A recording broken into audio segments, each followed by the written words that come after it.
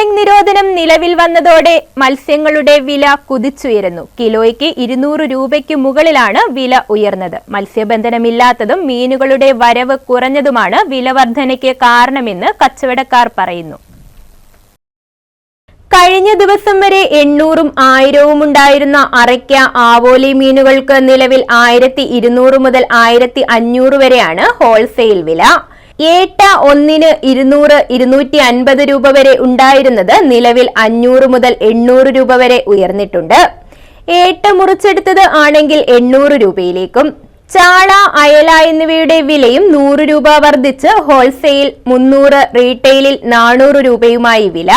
പച്ചമാന്തൽ വലുത് 100 രൂപ വർദ്ധിച്ച് 500 രൂപയും, അമൂർ 300 രൂപ വർദ്ധിച്ച് 850 രൂപയും, കടൽ ബ്രാൽ 1000 രൂപയിലുമെത്തി. ഇപ്പം ഞങ്ങൾ പോകുന്നതായ ഡീസൽ വണ്ടി നമ്മൾ സ്വന്തം വണ്ടി തന്നെയാണ് പോകുന്നത്. ആ വണ്ടിക്കൂലി ഡീസലിൻ്റെ പൈസ പോലും കസ്റ്റഡി കിട്ടാത്ത അവസ്ഥയിലാണ് നമുക്ക് പോകുന്നത്.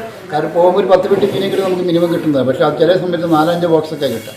അത് നമുക്ക് കിട്ടിക്കഴിഞ്ഞാൽ നമുക്ക് ഒരു ആ ലിമിറ്റിൽ പരിധിയിൽ കൂടുതൽ നമുക്ക് വിലയ്ക്ക് വിൽക്കാനും കഴിയും.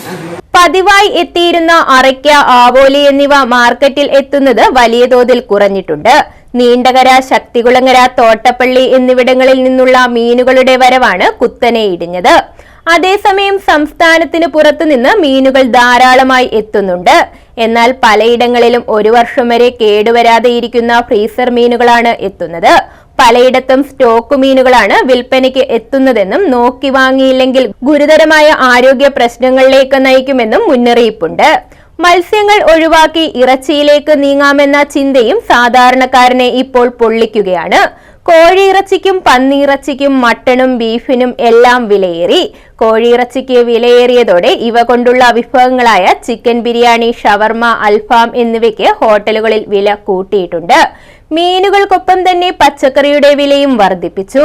ബീൻസ്, വഴുതന, തക്കാളി, പച്ചമുളക് തുടങ്ങിയ ഇനങ്ങൾക്ക് ക്രമാതീതമായി വില കൂടിയെന്നാണ് ആവശ്യക്കാർ പറയുന്നത്. സാധാരണക്കാർക്ക് താങ്ങാനാവാത്ത വിലയിലാണ് പച്ചക്കറികൾ മുന്നേറുന്നത്.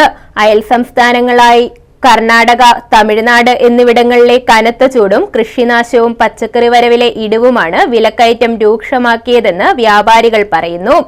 അടുക്കളയിൽ ഒഴിച്ചുകൂടാനാകാത്ത പച്ചക്കറികൾക്ക് ദിനംപ്രതി വിലയേറുമ്പോൾ സാധാരണക്കാർ നട്ടം തിരിയുകയാണ്. News bureau, Chengannur.